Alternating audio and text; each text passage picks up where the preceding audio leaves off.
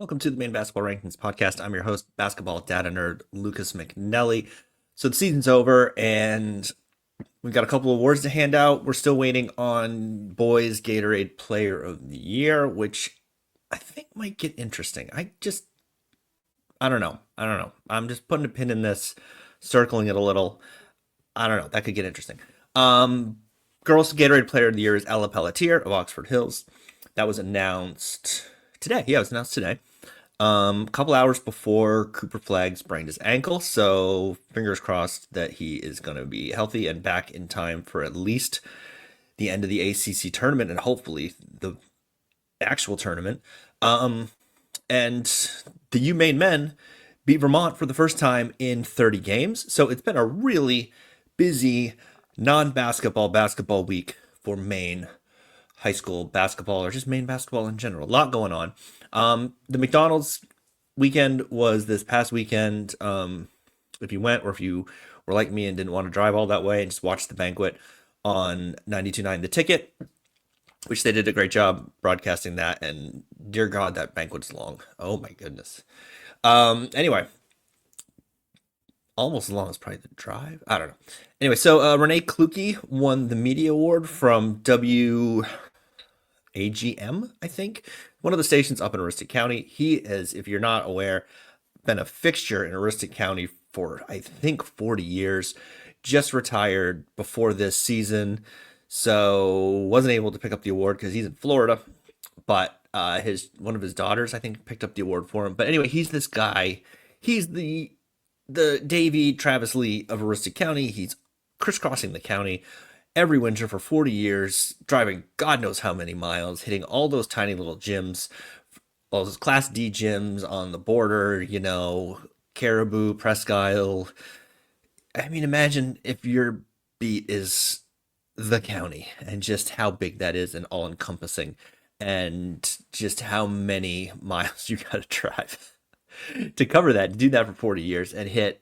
And I think I read somewhere that his goal is to hit every gym once during the season, which is incredibly impressive. And so, a very well deserved recipient of the media award this year.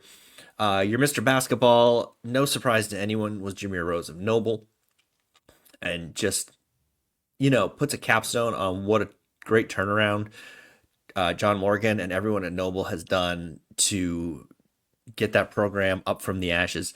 And Rose becomes the first player to ever win Mr. Basketball and the Fitzpatrick Award in the same career, which, if you think of that, just is like a staggering thing to me. You just think it would have been done already, but he's the first person to do it.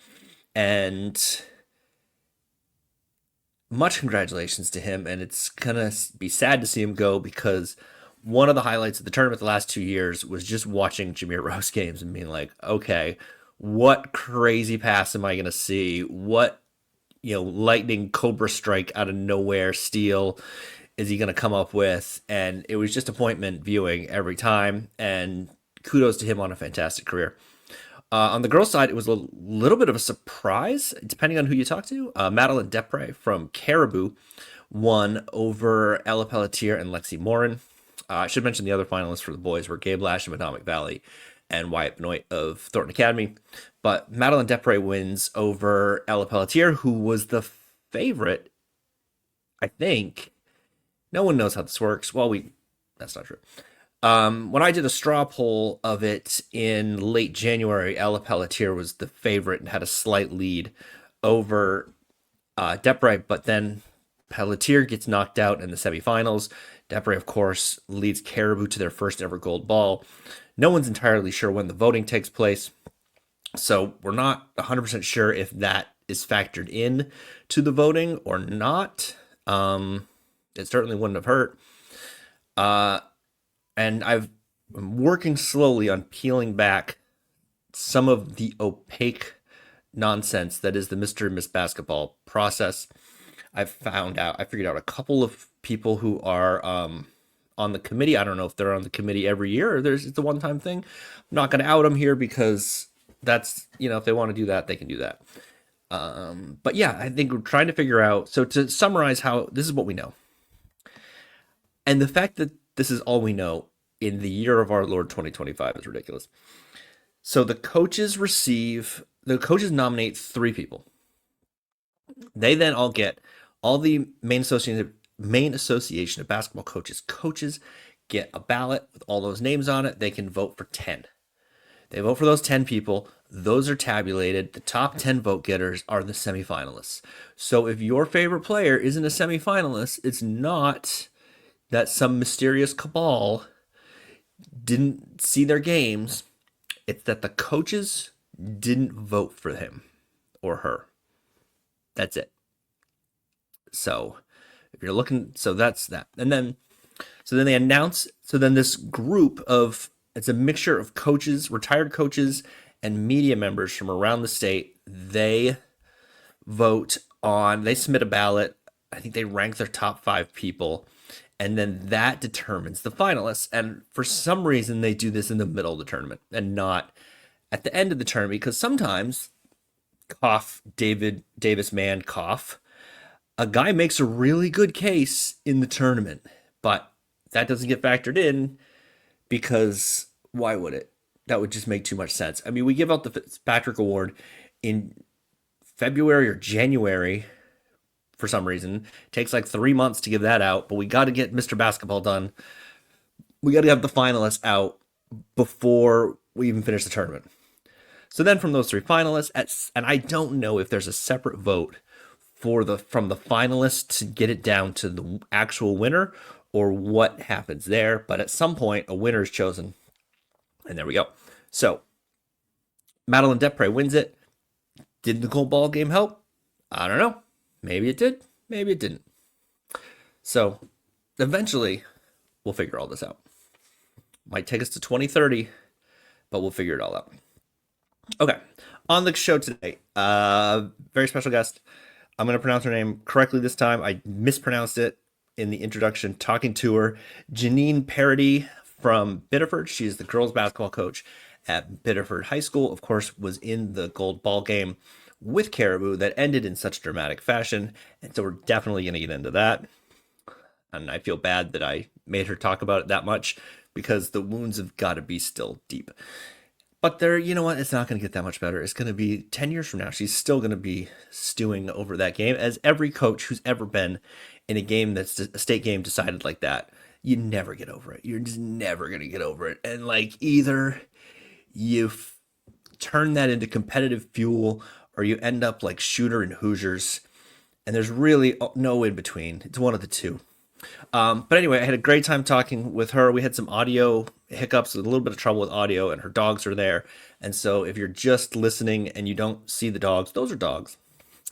She's got kind of like a 1-year-old puppyish dog. So, it is what it is. So, yeah, without further ado, here's my conversation with Jeannine Paradis. All right, my guest today is the coach of the Biddeford Tigers girls team, and Jeannine Paradis. Did I say that right?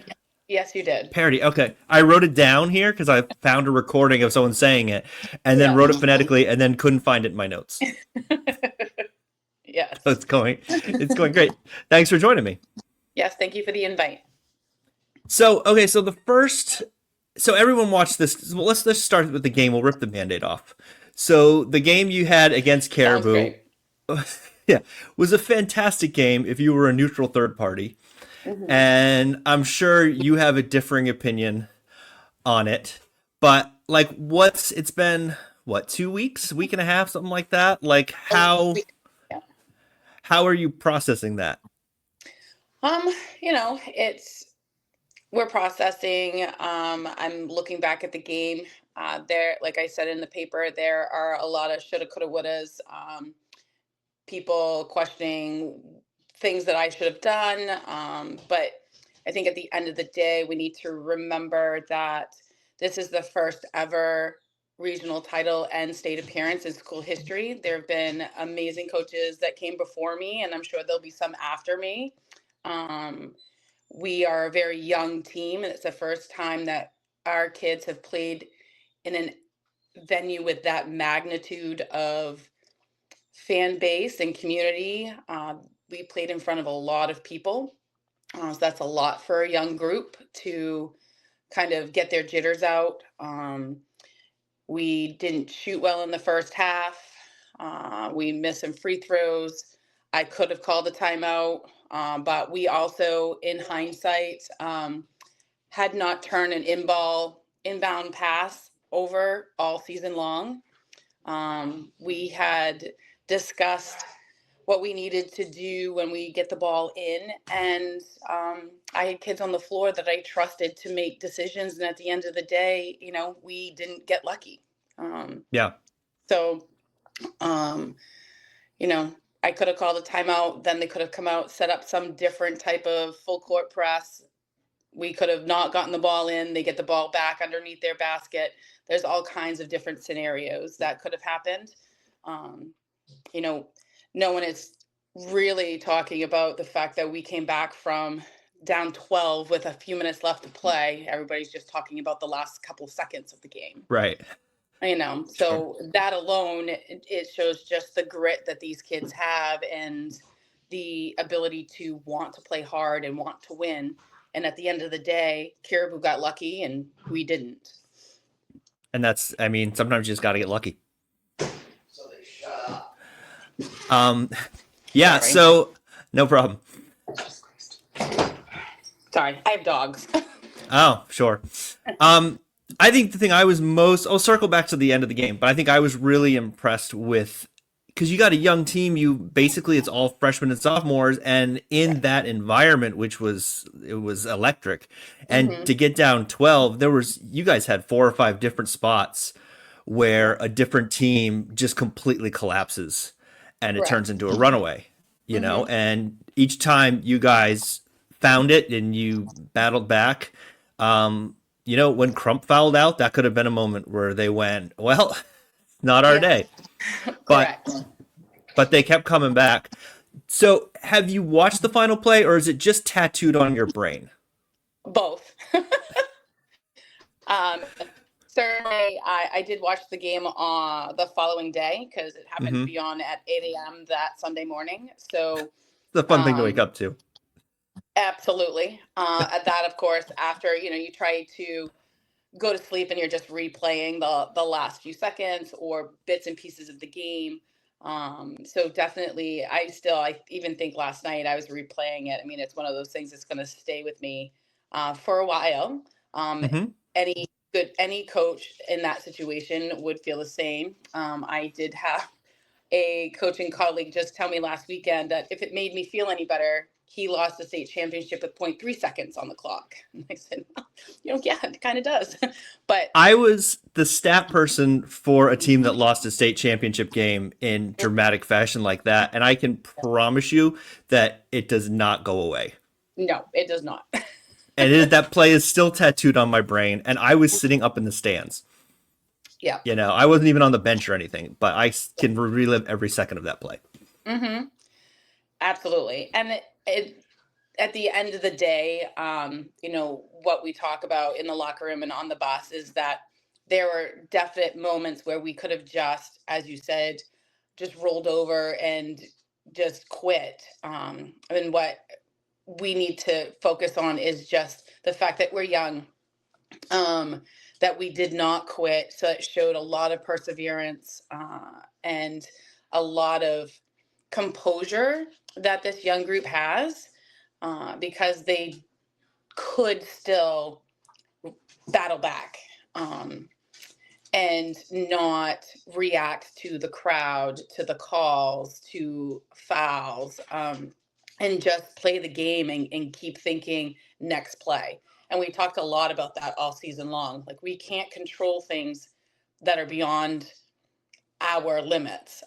We can control certain things about the game. We control our attitudes. We can control how we play. We can control our reactions to things, and we can control our momentum and not give up. And those are the things that we focused on all season long.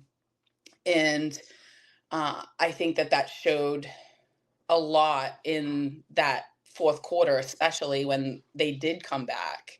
And then even in overtime, when Jordan fouled out, we still played. We didn't hang our heads. We knew that that was an intricate part of our team off the floor, but she also led from the bench.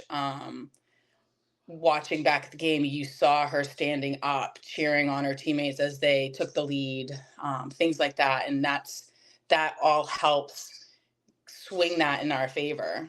Um, so I'm really proud about how these kids just persevered and continued to play. Um, you know, we always talk about Tiger Pride and we always talk about grit and not giving up. And no matter who our opponents are, bigger, stronger, we're just going to continue to fight. And that's what these kids did. Yeah, I mean, you talk about controlling the things you can control. Like, you can't control really if the shots are going to go in or not, because Correct. sometimes, watch any Celtics game and it's for 10 minutes of the stretch, they're either going in or they're not. But what you Right. can control is your defense, and Mhm. your defensive pressure, I thought, was extraordinary and was giving Caribou fits the Yeah. entire game. I had Depre at 12 turnovers, just Yeah. herself. And I thought you guys hounded her and really made her earn every inch of it. And when you got that steal late, I was like, oh my gosh, they're actually going to pull this off. Mhm. Right. I know. I was super excited too. I always, I'm a very defensive minded coach. And we always talk about our offense flowing from what we do defensively. I usually am a full court 2-2-1 zone pressure coach. And anybody who has seen my teams in the past are surprised that I haven't done that. But we're still working, since we're so young, we're still working on perfecting that offense. And I felt that our 3-quarter man really benefited us in a lot of games this year. So that's going to help us when I do get back to some of those defenses that I love to run. Um, we get used to pressing on a make and pressing off a miss, and we practice that. Not many teams will press right off of a missed shot. We do. And I think that that helps keep teams unbalanced and everything. So I was really proud in how these kids played. I mean, we had her gassed a little bit. Um, we did create many turnovers. The shots we took were not bad shots. They're all our shots. The shots we take in every game, shots that usually go in, they just didn't fall. Mm-hmm. Yeah, I think I've seen you guys 4 times over the past, no, not 4 times, 6 times. Mm-hmm. 6 times? Yeah, 6 times over the past 2 years. And the defense is always seems to be there, Yeah. and the shots usually go in. I like one of the things that really like stuck out to me last year in the tournament was Jordan Crump hitting like 5 NBA threes. And I was like, Yeah, good she loves God. the expo. It's Yes, like, just make the whole offense that. That's I seems to know. be working pretty well. Yes, absolutely. And Gabriella Silver hit a long three in our regional final game on that floor as well. Mm-hmm. So a lot of these kids have range. And my big thing is I'm never going to tell them not to shoot if they have 4 components of a good shot, and every single one of those were good shots. They just didn't fall. What were the 4 components of a good shot, just Yep. for people Well, at home? we talk about making sure that we're body balanced. We don't want to take an off balance shot.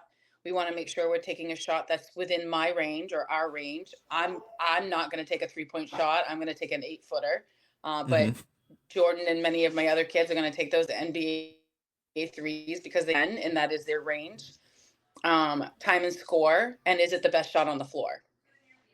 So, most times, our 3 points are the best shot on the floor. But depending on who's under the basket, that may be the best shot. If that's somebody that's wide open that makes layups, then we want to give them the ball and get them to the foul line. So I always tell them, if they're keep shooting, as long as you have that piece, just keep shooting because they're gonna fall. And they did start to fall in that 4th quarter for us, which is why we got back. Mm-hmm. So never once did they hang their heads and stop shooting because they weren't going in that first half. I think we were 22% from the floor in the first half. That sounds right. Yeah. So, most teams might stop shooting, but not my kids, not my girls. They're going to continue to shoot because at some point they're going to fall. Right. Um, so we just keep plugging away, and that's what they do. All right. I'll stop making you relive the, Thanks. the game because you've probably done that enough already. But I figured I'd get it out of the way on the top. Yep, So absolutely. you took over this program in 21, right? 22, 21 or 22, one of those 2 years. And they had, not been going well. You Hmm. guys got relegated down to B, which is we'll talk about that later. Yep. But how do you turn this program around so quickly? Is it as simple as there was this group of these two classes, this freshman and sophomore class, coming through, or do you have a secret weapon that that no one knows about? I would love to say that I have a secret weapon, but Because you've turned a couple programs I have. around. Yes, I have. And that was with, kids buying into a philosophy, um, you know, and really digging into what we're going to do in terms of our defense and our offense. Usually it does take, when I was at Mount Blue, I had that program turned around within 3 years. Marana Cook, we were pretty successful in. Certainly, I would be remiss You to went to say, states. yes, we did. Yes. And we lost to Holton. Yes. But again, that was the first and only appearance that Miranda Cook girls have made in a state championship in the school's history. So I'm very fortunate for that. And I had a great group that came in as freshmen, and when they became seniors, we were there. And I knew I had that sense with that group. I had the sense with this group as well. But I'm very fortunate that these kids, our special group, we started to turn things around a little bit last year. Mm-hmm. Jordan coming in as a freshman, Anna Smythe as a freshman, Hannah Smith as a senior had just worked really hard for us throughout the last few years and was developing into a great senior captain and leader. And of course, I can't say enough about Ayla Lagasse and just the heart that she has when she's on the floor. Um, so it was those kids buying in and really looking at how they could help build a foundation. And we talk about that. The seniors that are graduating helped build a new foundation in Biddeford basketball.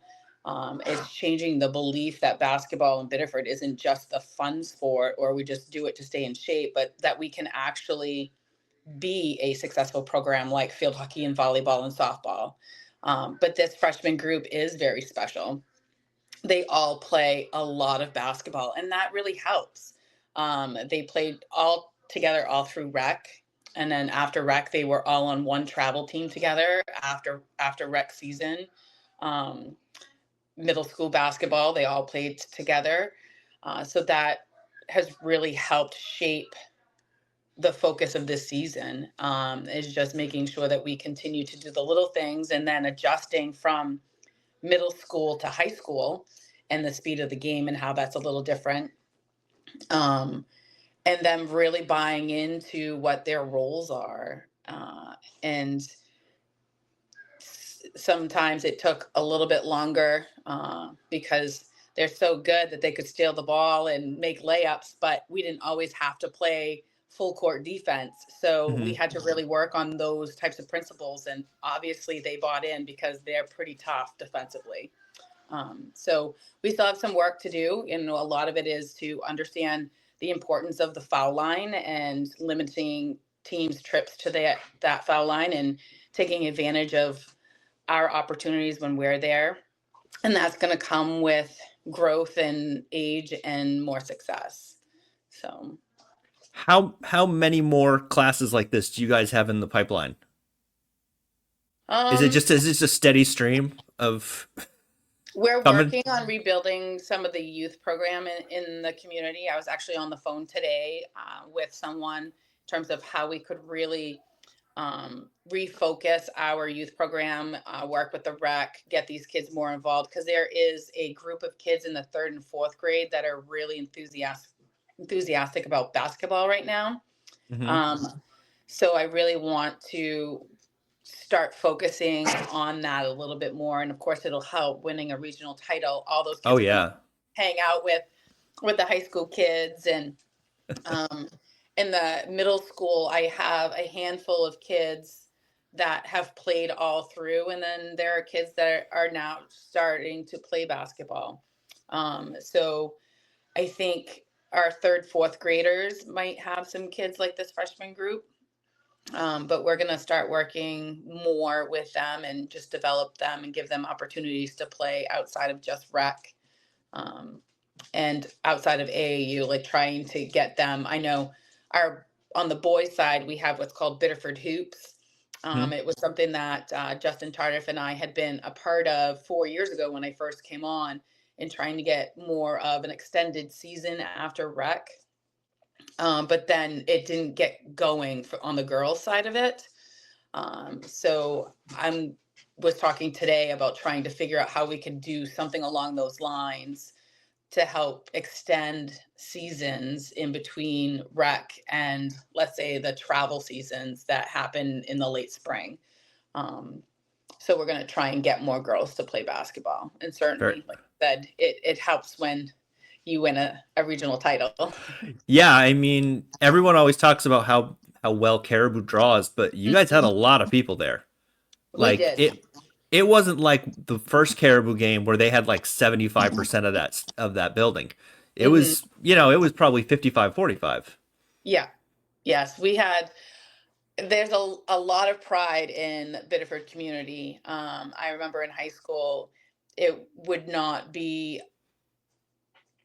unlikely to have 10,000 people at a Biddeford Thornton Academy football game, Jeez. back in the day. Oh, absolutely. It was like rows of people standing that couldn't get in the stands. And, we talk about, in today, sometimes we'd look up in our stands and not have a whole lot of people there. It'd be family and parents. And, um, once these girls started to really show that they could turn a program around and be successful, people started to trickle in. But it was really great because they started to do something special that hasn't been done in the school history, to see the community come on out.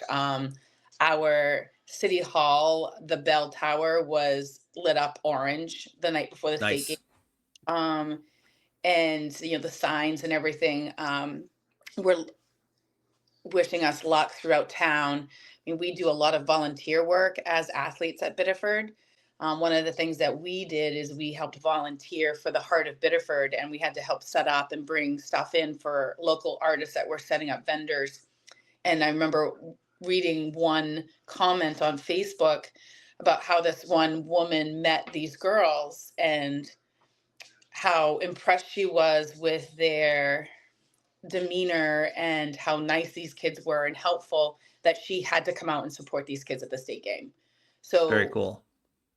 that's just the connection of community. I mentioned at City Hall when we were invited last Tuesday, when our team from Maranacook went to the state game. Reedfield is a small town with no true center, no Hmm. downtown.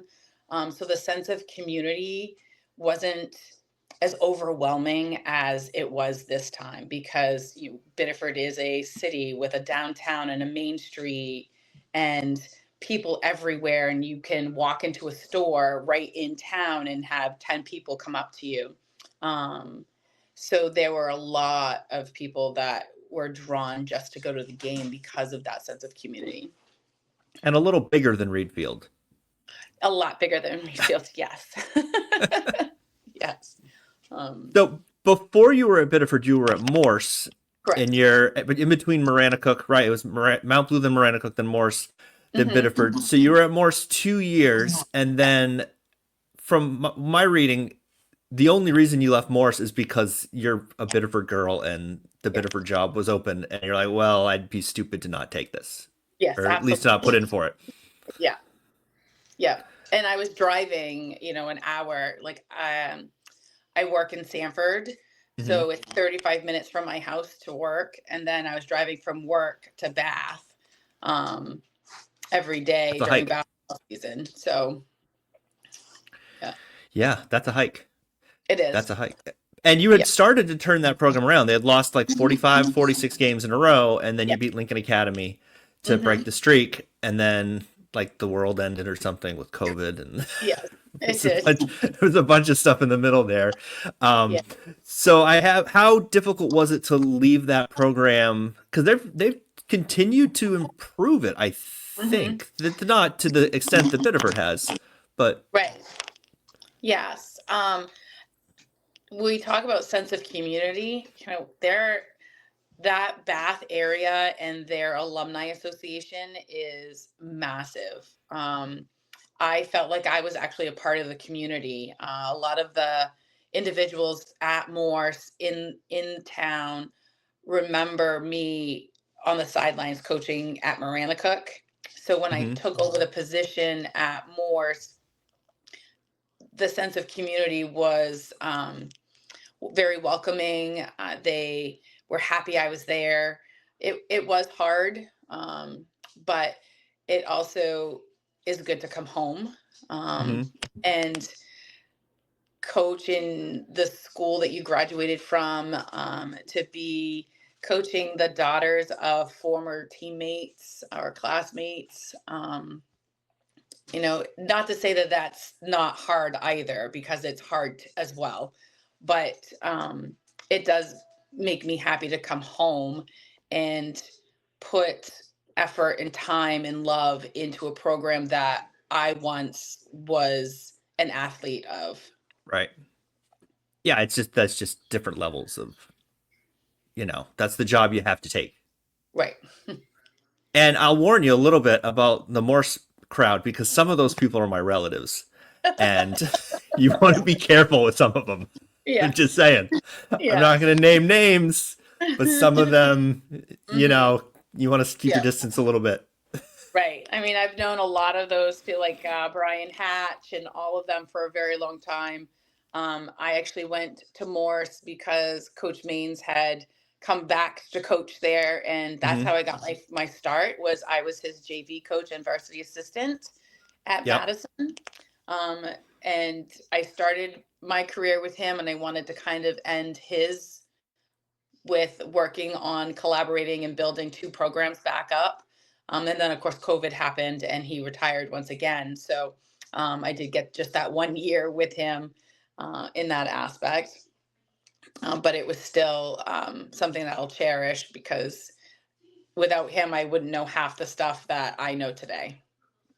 So talk about that a little bit. You were still in college, right? And then you just applied to be the boys JV coach Hmm. at Madison. Is that right? Were you still in college or you just out of college? I was in my second semester, well, my first semester of my last year, yep, of college.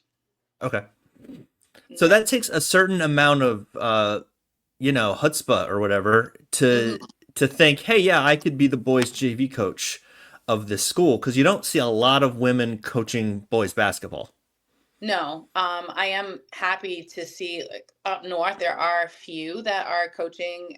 I believe that there's a couple that are coaching varsity positions on the boys' side. Not many, but it is certainly um, good to see that they are giving them those opportunities. When I got the JV job, it was one of those things where even Coach Maines would get comments of, "Why did you hire a woman?" So from people who then recruited me to coach their daughters at Maranacook. So Right. um, a few years later, which is great, and I joke about those with some of those coaches now. But you know, I wanted the opportunity. I wanted to be able to learn from somebody. I truly believe that, in order to be a good varsity coach, you should go through the steps and learn how to build a program, learn how to come up with your philosophy, figure out the rules of the game. What are your rules defensively and why? And if you can't answer the question why, then why are you doing it? Hmm. Um, so I got to learn that from him, as well as sitting in rooms with Coach Mike McGee, Coach Paul Vachon, Tony Hamlin. I got to pick the brain of many, many, many old school coaches that are legends of the game today. Yeah, Um, those are some pretty good people to pick the brains of. yes, I was very fortunate to be able to sit in a room and just listen, and have that opportunity to do so. You know, even Mike Nelson one year was at this clinic, and um, just how they set up their programs, or why they run their full court press, or why they don't, or why they play zone.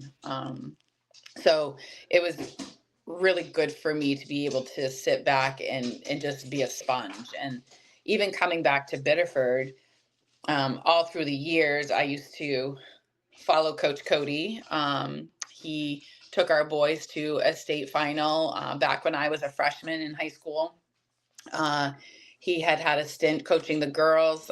He had helped out at Scarborough. Just an amazing basketball mind as well.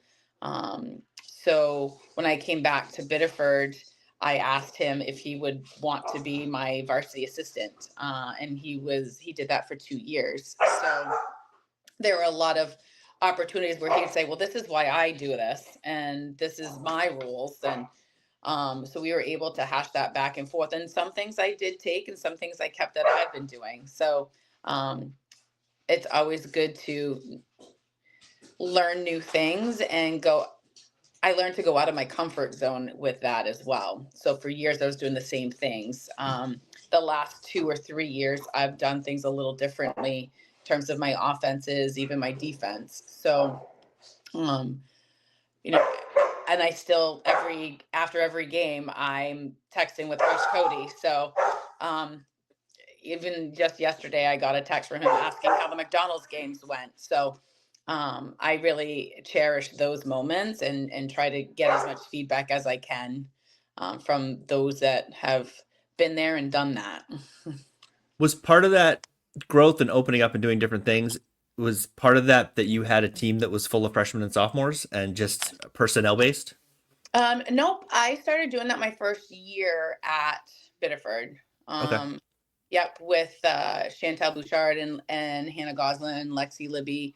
Um, and they had struggled to make the playoffs. And that first year, they really bought in, asked questions, wanted to succeed, and we made the playoffs that first year of being there. And there were some things that we did, like we ran a matchup zone. I'm not a matchup zone person. I still struggle at times for that. So I constantly will be asking Coach Cody if we're going to look to run it again, what the rules are, and maybe even ask him to come and help implement it for me as a guest speaker. But that year we did it, and those kids were successful with it. Um, and then different ideas of offensive sets. Today kids can do so many things, and you just don't want to do a dribble drive, and you can't just run a simple motion like you could have done 10 years ago. So Yeah. it's trying to figure out what my kids do well at, and what I can exploit their skill sets at, and what we might need to work on, and how we fit that into our offense. And the skill level of girls in the state, Mhm. even over the last 10 years, the growth in it is just ridiculous. It is, yes. It's so good to see. Girls basketball can be a lot of fun to watch. I think my kids are a blast to watch, especially when I things like watching them. um, I like good basketball. That the state game, that was, as much as That I was a hate good to admit game. it, that was a good game. That was one of the best games I saw in the tournament. Yeah. And I saw a lot of games. And we played at Mount Ararat, and that was a great game. Like, we had a shot at the buzzer that would have tied the game in regulation and put us into overtime. We played Marshwood hard twice, beat them once, lost the second time by a basket. So, um, Okay, so going into next season, you're in yeah. the new A South. Hmm. There are going to be three defending regional champions Yep. in A South. You guys, Chevrolet, and South Portland. Hmm. How do we determine who is the defending regional champion? Who do we say is the defending regional champion? Right. Do you I have an think, do you, yeah, that's, yeah, because, yeah, Cheverus is now no longer in the north. mm-hmm, Um, I mean, our schedule was mostly A because we played in the SMA conference. right. Uh, Yeah, that's a good point.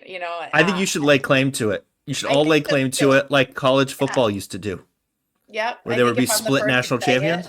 yeah, Yeah, just start saying it, and then yeah, people go, I "Well, I think guess so. that must be who it is." I don't Yeah. know. How do you feel about the new realignment that's Um, probably passing? I I don't mind it. Um, our schedule is mostly A this year anyways. And we were very competitive. Like I said, I don't know if you heard me before, everything kind of blinked out, but we had some very competitive games where we took Mount Ararat almost into overtime. We had a shot go in and out at the buzzer. Of course, Jordan with a NBA range three that went in and out to tie it. And they won states. So, I strongly feel that we can compete with anybody. We just got to make our shots, and we got to limit free throws and make ours, and good things will happen for us. So I welcome the challenge of the new alignment. It'll give us different people to play against. We haven't played against Chevrolet except for in the summer. Mm-hmm. So looking forward to that. If they're on our schedule, we don't play South Portland. That'll be a challenging game. And I would love to see our kids will stack up. Um, a lot of our kids know a lot of the South Portland kids from the AAU circuit. So those games are usually fun as well because I like the interaction of the kids when they know people. Mm. Basketball can be competitive, but it also teaches you life lessons and hopefully lifelong friendships as well. Yeah, Excuse I've noticed that like it seems recently that the kids are more friendly with the opposing players than they me. were Yes. like when we played, Mm-hmm. and Right. and you just didn't talk to anybody on the other team because you hated them. Right. And you You talk seem about there them in seems to be practice and yeah there seems to be less of that now. yes, absolutely. And a lot of that is especially for those kids that play a lot outside of the school season. Hmm. Um, and I like that. So I coach travel field hockey, and I love it because when I see some of those field hockey players that play basketball on the opposing team, I get to interact with them, and um, in that same fashion. It's not like, oh God, we have to watch out for this kid because, XYZ, but them, they're good kids. They're just they're competing and they're gonna play hard. And why judge that? They're kids after all. Yeah, and they're on the AAU teams with each other and Yep. all this other stuff. Right. You know Hmm. how? So I'm jumping around a little bit here. How helpful to your rebuild do you think relegation was and dropping down into B? Or do you think you would have gotten where you got regardless? Um, I I think we would have gotten where we got regardless. It might have been, if we were strictly an A. I mean, there definitely were teams that we would have to get past. But like I said, I know we could have played with Mount Ararat. We did play with Mount Ararat. We played with Hmm. Marshwood. We beat them at their place, and we lost at our place again by a basket. So the regulation really didn't help us much this year. I mean, I've always said, even when I was at Miranda Cook, sometimes the Class B schools are better than some of the Class A schools. Yeah. Oh Uh, yeah. so good basketball is good basketball, regardless of the class. You know, there are good athletes in a lot of good schools that just are smaller numbers. And the only reason why we were put to B was because the MPA decided that they were going to try and make things fair and kind of put people in certain brackets to be a little bit more successful or to not run over people. So they judged your classification based on 5 years of win losses. And many of those were before I was there. Right. So, um, It's similar to the Noble problem. right. The You same know, thing. Yeah. yeah. Because Um, there was a lot of complaints about you guys being in B, and yeah, I heard a lot of it, but I didn't hear anyone complaining about you guys being in B when you were the 9 seed. right. Exactly. There was no one Yep. seemed to have a problem with that. Nope, absolutely not. So, um, and I mean, Coach Breen said it the best after the loss. He said, I didn't complain about playing against them last year when they were the 9 seed and we beat them, and I'm not going to complain about them coming in and being the 4 seed and beating us. So why should that matter? Yeah. It's not like I think a lot of people complain about that, but they realize that that was out of our control. I didn't choose to have my team drop down. Hmm. My AD didn't choose to have it. We were just told this is where you're going to play. We could have petitioned up, but why? At that Yeah. time, I was 0 and 18 with Hmm. kids who just came and worked hard every day and had great attitudes. So we were going to try and fix that and continue to build a program based on what we had in the gym. Um, you know, no one complained about that when I was at Marana Cook and we were playing a B schedule and then we're in a C tournament. Hmm. Although they do complain about that now with Miranda Cook. Oh, I'm sure. They complain. B North complains that Miranda Cook is in the North, and it's everybody's complaining about everything. Really, is what's Right. going on, You and know, mostly in my DMs. And oh, I'm like, whatever, man. I was, yeah. Yeah. So, I mean, we were the only school in the SMAA that was we're the only program that was class. mhm. Everybody else, boys and girls, were all AAA. Yeah, And again, thankfully, our conference still recognized our kids and, you know, combined them with like now our first team is AB versus just A. But that's the conference we played in, and the NPA dictated that that was the class we were going to play in, and that was out of my control. hmm. And now it doesn't even matter. Like that whole Now it's all plan, changed. Yeah, right now it's going to change. So, and we're not going by records of 5 years. It's just we're going to reclass to benefit some of the smaller schools, and that's it. So, the MPA changes their minds frequently, and schools just have to kind of roll with it. yeah, and there's no perfect solution to any of this anyway. It's all No, everybody's unhappy. Somebody's unhappy with whatever you do. One right, thing I've always been curious about is so you went into the tournament and you hadn't played anybody in the region. Is that correct. harder to prepare for the tournament? Um, a little. I was familiar with Wells. We did play them the year before twice.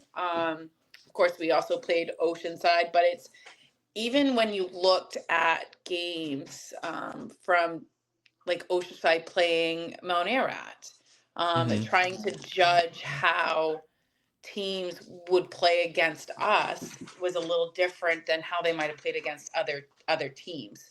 So it definitely was a little bit more of a struggle, but at the end of the day, I constantly talk about what we do, and we prepare for perfecting what we do. And if we continue to do the things that we do well, it's not going to matter what other teams do. So if our offense is, we have our open shots and they're falling, it doesn't matter that they're going to try and face guard one of our players because we have three other kids that can shoot. Right. Defensively, I'm not going to change how we play our defense based on one player. We may face guard and we may talk about certain things, but I'm not going to change my whole aspect just based on one team because then it it doesn't allow for kids.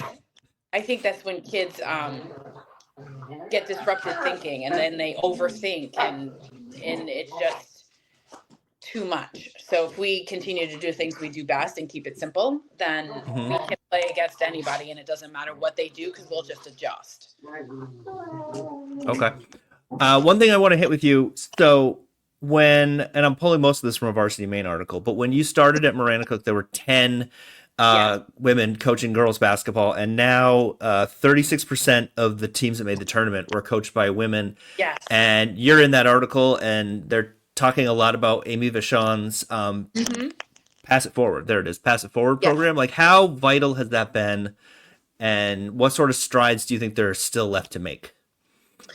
Uh, and Yeah, it's been a great momentum shift. And actually, along with Amy and a couple of other people, I have been on that committee to put a conference each year. We've put on a coaching conference just for women coaches.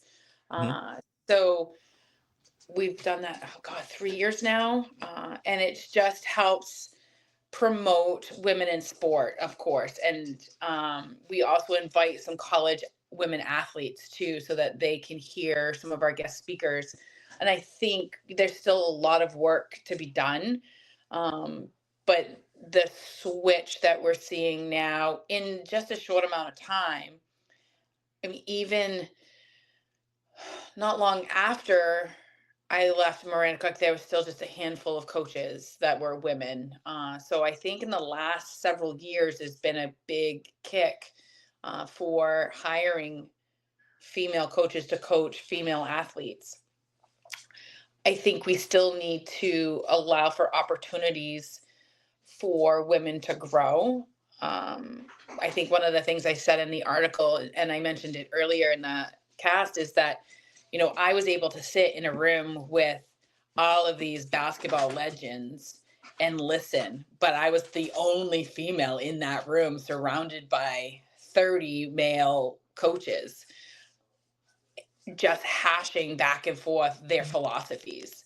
I think we need to give female coaches that same opportunity where they can just sit in some cabin and just hash out why they do things and feel comfortable with that without feeling judged or that they don't know what they're talking about. And just building that gap or bridging that gap a little bit more, where we don't feel judged or criticized for being loud, passionate, um, enthusiastic, all of those things that I tend to be on the sidelines.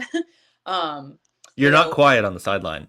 Absolutely not. And why should I be, right? If you look at No, some of the male coaches in the history, they weren't quiet.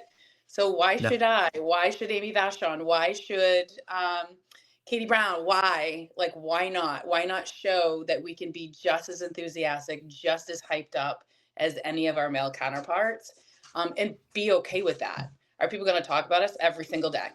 Every day. Hmm. Um, but we just have to continue to do what we feel is right and be okay with that. And if you're not loud, then the ref's not going to hear you call a timeout. That too. And even when you are loud, they don't always hear you call a timeout.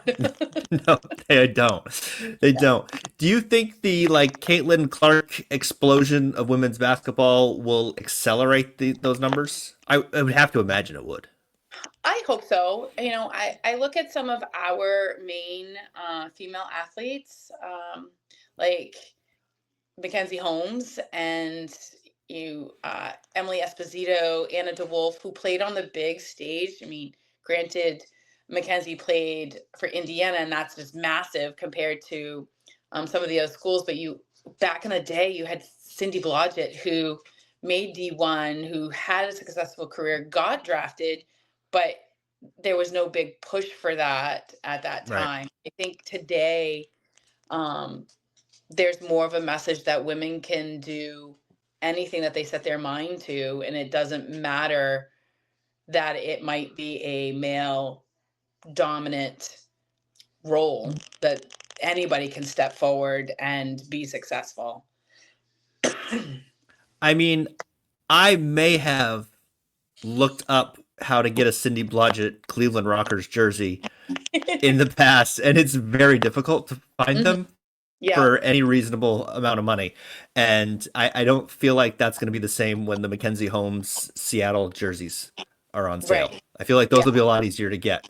I believe they will be. Yes. She's definitely done Maine proud. Yeah, that's been really like her. It's like her and Cooper. You're watching it and going, "Is there a ceiling to this? Yeah. Like, this is just going to keep going? Yes. Like, Yes. really? Okay, that's it's just not something you're used to being from Maine." And like, we all watched Cindy Blodgett when she was playing. We all remember that. Those Yes. of us who are of a certain age, and it was just amazing back then. And so Mm, it's cool to right. see it come back around. Absolutely. All right, so I have one more question for you before your Mhm. dog loses his mind. I know. There. Um, so so you ended. So I live in Damerscotta, and my Yeah. stepdaughter goes to Lincoln Academy. So Okay. you ended Morse's losing streak by beating Lincoln Academy. Then you upset them in the prelims last year Mhm. in pretty dominant fashion. Are you allowed in Newcastle? I believe so. I know KJ Anastasio very well. So Okay. thankfully I've always been on his good side all the years that I've known him. So as far as I know, he's still gonna let me in the gym. Okay. Because that was a very impressive win in that Thank you. prelim game. And I have like the one thing that jumped out from that was I don't think I'd ever seen this before. The game is over. It's like, well, it was Mm, like 40-point game or something like that. And you yeah. guys are just trying to bleed clock, and Jordan Crump's walking the ball up the floor, Oh, and they oh, give her a 10-second violation. yes. And I'm like, Yeah. what are we doing? Oh my God. And she's like 6 inches from the half court line. Yeah. And I'm like, guys, you Yeah. can't just let this go. We're all just trying to get home. Right. I know. Oh, it was so bad. And it wasn't, I don't even think it was because the kid, I can No one was understand like guarding kids. her. Right. And she wasn't being cocky, so yeah. Oh Yeah, she was God. just walking the ball up the floor, trying to bleed a little bit clock. And Yeah. they're just like, nope, this is about me. Yep. I remember that. Oh God. The look on her face, I still remember. Yeah, I'm just sitting there going, what are we doing? Yes. Why? Okay. Yeah. All right. Do you want to make a prediction for next year? Can you guys defend your regional title? I think we can be very competitive. And again, if we focus on the things that we do well and the things we need to fine tune, we can beat anybody. I'm very confident that these kids can make several appearances in the next couple of years. Very cool. This is a special group. Did I anticipate us being here this year? No, but they did it, and I think they're going to come in with some grit and determination, and they're going to want it badly. Well, I saw you there because you were my preseason pick to win Class B South. Oh, So, thanks. but mostly because I saw Travis Lee at a football Yeah. game, and he's like, this Biddeford team, this freshman class, Yes. holy crap. And I was Yes. like, oh, okay. All Yeah. right. We'll have Olivia Hunter back next year. She was out this year. She had surgery on her shoulder Oh, right in preseason. So she's a nice, tall, lanky kid, about Anna Smythe's height. So that'll definitely help us. I'm excited to get her back on the floor. She just got cleared to participate in sports. So we'll be able to get her back in the gym this summer. And she'll add a different dynamic for us. So I wouldn't count us out. awesome. You'll have South Portland will be tough, and Mm. Cheverus will be tough. It'll be all the usual suspects. Yep. And then maybe We'll you get another battle it shot out. at Mount Ararat Yep. on the other Yep. side. Julie and I are great old friends, so we love it. Awesome. Well, thank you so much for doing this. Congratulations on winning the regional title Thank you. and getting oh so close Oh, so to get close. it. But you'll get there. Third time's a We will. charm, right? That's right. That's right. It is. We're All due. right. There you go. Thanks so much. Thank you. Okay, that's the show. Thanks so much to Jeannine for talking to me. That was a lot of fun. Let's wrap this up. This has been a production of MaineBasketballRankings.com, your source for the most comprehensive coverage of Maine high school basketball from Ashland to York and everywhere in between. This podcast is available wherever you listen to podcasts and in a bunch of places you don't. If you enjoy it, please leave a nice review because it really does help out with algorithms. Tell your friends, tell your enemies. Thanks for listening.